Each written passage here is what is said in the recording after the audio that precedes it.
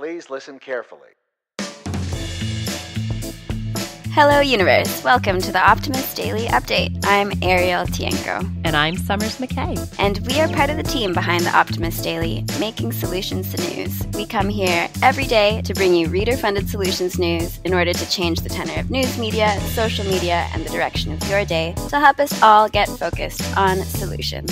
7 days a week, we publish positive news stories written by award-winning journalists and delivered online to your inbox and through our social channels.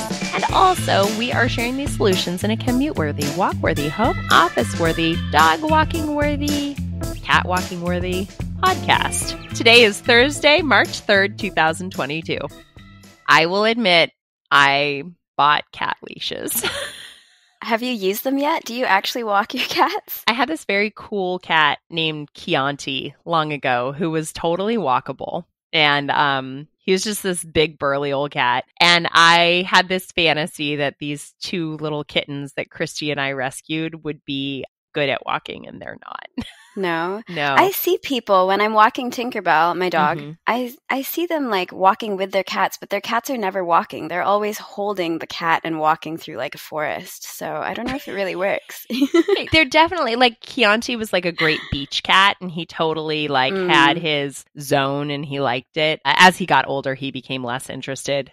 But there are definitely cats that go for walks. I, of course, follow lots of Instagram accounts with people who take their cats for hikes, of course. Right? Because what is better than people taking cats on walks? But yeah, I don't know. I just thought it might be fun to take my two cats and my dog for a walk. I mean, if they see the dog doing it, you know. Exactly. That's the hope. And the dog is totally learning how to dog by being around cats because they all perch up on the edge of the sofa. And then Denali like hops up and sits on the top of the sofa with them. And it's really funny to see cats and a dog all sitting on the edge of the sofa. And he's just getting too big to do it now. And so his like paws are flopping. Oh, bless him. Okay. Well, so that's the pet update. To all of you who need to know. Right. To everyone who needs a puppy update, cat walking update. It is really fun to be here today. Ariel and I have had a very extensive pre-meeting where I feel like we've solved all of the world's problems. Yeah, pretty much. Anything to report on your end of the world? I think spring has finally sprung. Yay. Yeah. So I know I'm always like obsessively talking about the weather, but I am really excited about spring, everyone. Thank goodness. So you're actually feeling warm-ish in the Netherlands. Yeah, then. and I've got all the windows open. I'm just airing everything out. And normally at this point, I have to turn my lights on. Right. It's all artificial Right. light for me. But it's 5:45 basically, and there's still sunlight. So I am a happy camper. Oh, how about you? I've noticed that picking my daughter up from school and in the mornings, the light comes in. She usually, we've been waking up in the dark for so long. And now I think she's sleeping a little longer, but it's like actually sunrise is generally coming when we start the day. And so I am looking forward to days being longer. I'm not exactly looking forward to daylight savings change of time in a week or two, especially because that just confuses all of us for our meetings because I think the Netherlands and the United States change on a different time. Yeah. So I think we have a week of like shenanigans where no one knows what's going on. Yeah. So if the pod's late, next week or the week after, we're really sorry, but it'll all work out. But yeah, I'm excited for spring. My family and I are going to take a little trip to California next week, which is going to be exciting. So, nice. And we're amidst a massive remodel. So yeah, I need a little spring break. So we're going to do a little spring break in California and warm up and then come back and take on this next season. And, a little ocean time, I think next week would be good for us. You've always lived near the water. You're near the water now, right? Mm-hmm. So I don't really swim in this water, though. No. No. Can't imagine you guys are all doing your polar dives. But speaking of polar dives. Nice transition. I don't know.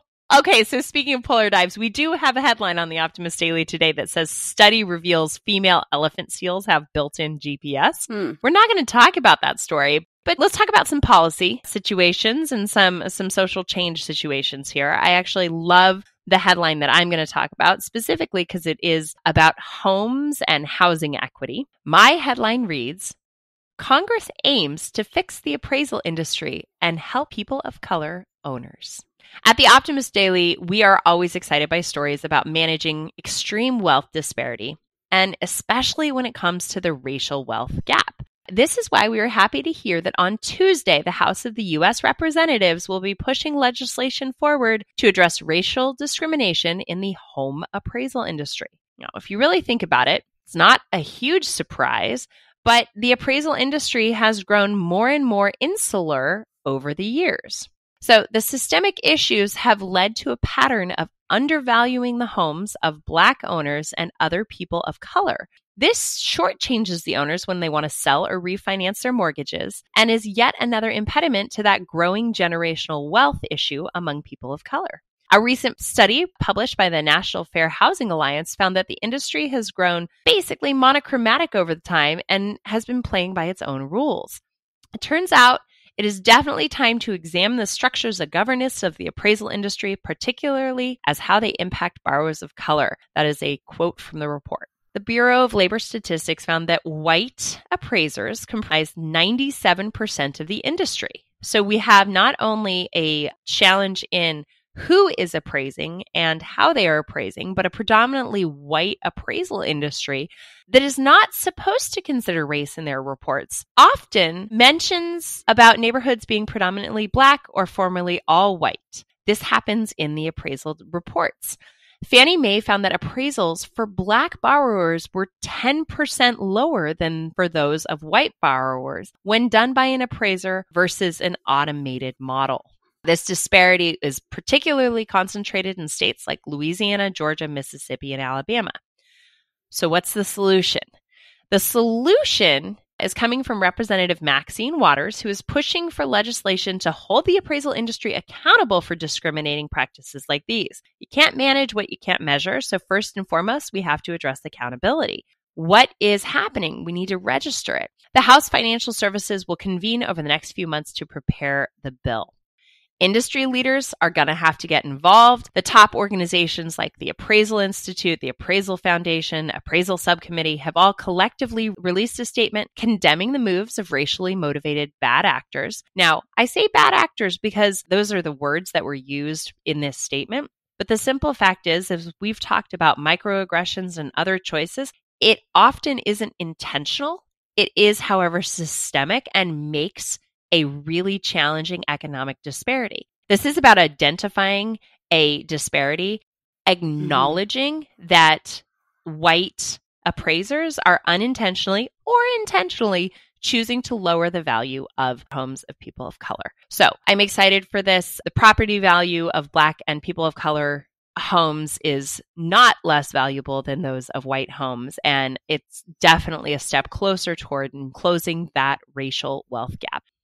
Yeah, that's great. Stories like this are valuable not just to disassemble the system that is working against people of color, but also letting others know, like there are a lot of stereotypes out there that say, oh, this certain family of color isn't able to buy a house because they're lazy or they're just not working or they just don't want to. And that's clearly not the case, but it's really hard to pinpoint that in conversation. So having articles like this so that you can actually just go to it and be like, this is actually the problem. There are legitimate solutions there to address it. We had a story during the last summer season. The extreme temperatures had adverse impacts to people all over the world, but in particular, the rising temperatures had higher impact on urban neighborhoods. There were some headlines that became very controversial saying that, even the weather is racist. Well, that was an inflammatory framing of a story. What it really is that the absence of green space in predominant urban areas and the absence of parks and agriculture space and open space has a extreme impact on the weather and on the heat index of a given neighborhood. It's as simple as if you go stand under a tree, you're cooler than if you stand on the blacktop. And at the Optimist Daily, we were able to just say, hey guys, everybody back off this whole racially divisive conversation. And instead, let's just talk about trees. And that is really what's at play. And that we need to invest in trees in urban neighborhoods that are often populated by people of color. This is a resources issue and a climate issue. And so I like this story too, because it's saying, hey, everybody back off the polarization and let's get to the solution and the data and acknowledge that the data supports change. Very passionate about this morning. Well, the headline that I chose today kind of goes hand in hand with yours. It doesn't necessarily have anything explicitly mentioned about race, but it does deal with homelessness in the UK. The headline reads, "The UK repeals anti-homelessness law." It actually is surrounding the UK Vagrancy Act, which criminalizes sleeping outside and begging, basically homelessness, in England and in Wales. So under this law, which, by the way, was passed in the summer of 1824, which is almost like 200 years ago, police have the power to arrest people found begging in public or even in enclosed public spaces, and anyone convicted of these crimes is charged with up to 1,000 British pounds in fines, along with a 2-year criminal record. So it doesn't really make sense, considering that these people are probably homeless because they can't afford to not be. So giving them fines is not a productive way to handle this issue. The UK finally made an amendment to this law, and Eddie Hughes, the Minister for Rough Sleeping and Housing, declared the law outdated and in need of replacing. So this has actually already been repealed in Scotland and Northern Ireland, and there's been a general shift in policing attitudes overall, with police forces saying that they were moving away from arresting people under this act anyway, in favor of more meaningful solutions. Superintendent Ian Green of the West Midlands Police says that usually the Vagrancy Act ends with people being given fines they can't afford or being sent to prison, which only exacerbates the problem. Obviously, people are really happy that this change has taken place. Liberal Democrat Layla Moran has been campaigning for this to change and was elated to find support from ministers who have introduced an amendment to a bill in Parliament that overrides the Vagrancy Act. She also adds that no one should be criminalized for sleeping rough, especially by a piece of legislation passed in the Georgian era. This was a really hopeful story and reflects the changing attitudes of societies around the world. And changing understanding of homelessness as a condition, not a crime, and understanding that, just as my story, that the economic disparities and resource disparities are often not because of a preconceived, stereotype, but in fact because of systemic and structural issues that have prevented them from being able to find a home. And I think that just as my story is saying we're going to hold ourselves accountable from a policy standpoint, your story is from a policy standpoint, we are going to shift this conversation and get this old dumb law off the books and instead create new resources and systems to support those in our communities who need additional support. Definitely a good day in policy on the Optimist Daily. What else do we have today? Well, other than the elephant seals built-in GPS, there's an article about the approaches that you can use to cut down your food waste. Not have a toddler. Yeah. I saw this funny meme that by the time a child is 3, they will have eaten approximately 3 bites of 7,000 bananas. That's it, because she loves those first 3 bites. The rest of it, just chuck Bite it. number 4, undelicious. So there is a squid-inspired device that can warn wearers when they've had too much sun. And there are special regions for singing in the brain. What else have we got? Oslo shows best progress in Europe for reaching no emissions travel by 2030. Experts reveal which is better, hot or cold showers. Not going to read that one because I know the answer and I don't like it. Scientists develop an e-nose that can detect Parkinson's disease in people. Everybody, that and much, much more, as always, is available on the Optimist Daily. Thank you for listening to today's Optimist Daily Update. We promise to continue to share positive solution-based stories with ideas on how you can participate in this changing world and ensure it is changed for the good. Hey guys, it's the beginning of March. It's been a while since I hit you up and asked you to become emissaries on the Optimist Daily, but I do need you to become emissaries so we can keep supporting reader-funded independent journalism. And for as little as $5 a month, you can be part of the solution changing consciousness and addressing our world's biggest challenges with a problem-solving mindset. Everybody, thank you for tuning in. Let's keep the Optimist Daily free to all who need it and supported by those who can. We'll be back tomorrow with more solutions. Bye. What is short for? Superintendent. Yes, superintendent. No, I mean... Just Googled it. It is superintendent? Mm-hmm. Oh, I'm smarter than I thought.